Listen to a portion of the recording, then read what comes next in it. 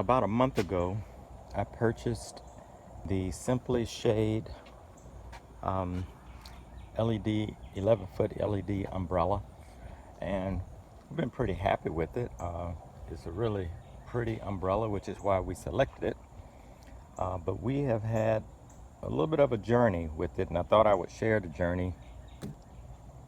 This is my second umbrella because I took the first one back because of a defect with the lighting. I installed that umbrella, and I had issues with the electrical system, so I took it back. But as I put this one together, I'll share a couple things that might be helpful if you decide to purchase a SimplyShade LED umbrella. Maybe by knowing this, you'll at a minimum go into it with your eyes wide open. All right. So one thing you might be asking is, why is this box so beat up? This has nothing to do with SimplyShade. It's just the fact that they're pretty popular, and when I took mine back, this was literally the last one they had in stock, and it was pretty beat up. But it looks like things inside are okay, so I decided to take it, and if it's not right, I'll take it back, but I think it'll be okay.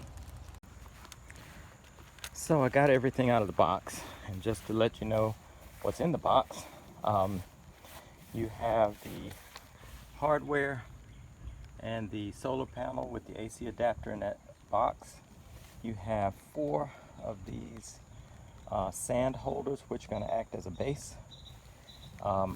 This is the new one that came with my second unit, but I kept the old ones that I already filled with sand, and so I don't need the new ones. I'm not sure what I'm going to do with them. And then, as you'll see these when I open it up, but these are the crossbars that hold the umbrella up that fit under the plastic base. So I'm going to set up so you can see me assemble it. Okay, so it's time to start putting this thing together. Last time I actually put these together first, and the one thing that I'll mention about these is this was probably the worst day of my life. So you got to unscrew this guy, and that's what you're working with to get the sand in. If the sand is really dry, maybe it'll pour right in, but all the sand that I bought in this area was a little bit damp, so I literally had to take a little cup and pour up sand in a little bit at a time until I got this thing full.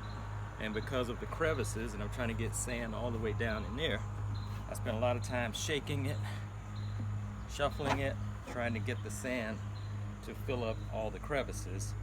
And then at some point I had to start pushing the sand down with my fingers and moving it to the side. The bottom line is to do 4 of these, and this was the easy one because there's fewer crevices. To do 4 of these took me 3 hours, something like that.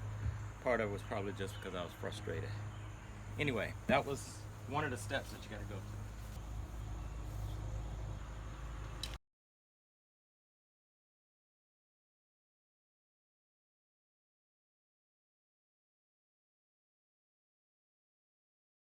Alright, so one of the other things that I wanted to explain about the SimplyShade umbrella is they kind of assume that you're going to put it on your existing patio.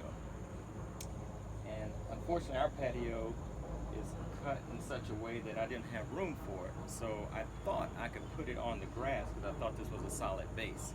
But what I learned is that these are crossbars, and these crossbars are not going to sit well on the grass. So I put this pad here to support it. What I later thought about, and which might be helpful to you, is maybe you could get a really big piece of plywood and put it on your grass. You're still going to kill the grass, but at least you don't have to dig up the ground and put the concrete in. But anyway, just know that the picture doesn't tell the full story. You got to have something that'll support these crossbars, because this is what's supporting the weight. One of the things that you might need also is shims, depending upon how level your patio is, because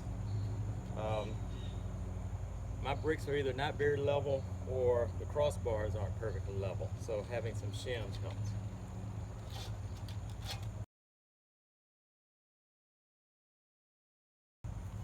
So putting the two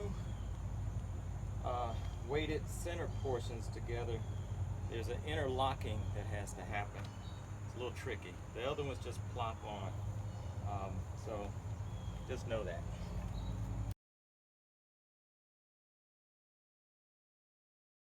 Okay, the rest of it's pretty simple. Just putting the handle on and then taking all the ties off and tape off and then making it work. Oh yeah, you gotta put the solar panel on. So the last thing to do is to put the solar panel on, which is this guy here. You just simply put it up there. Oh, there's a cap. I guess you got to remove the cap first. Let me do that. Hopefully it comes off pretty easy.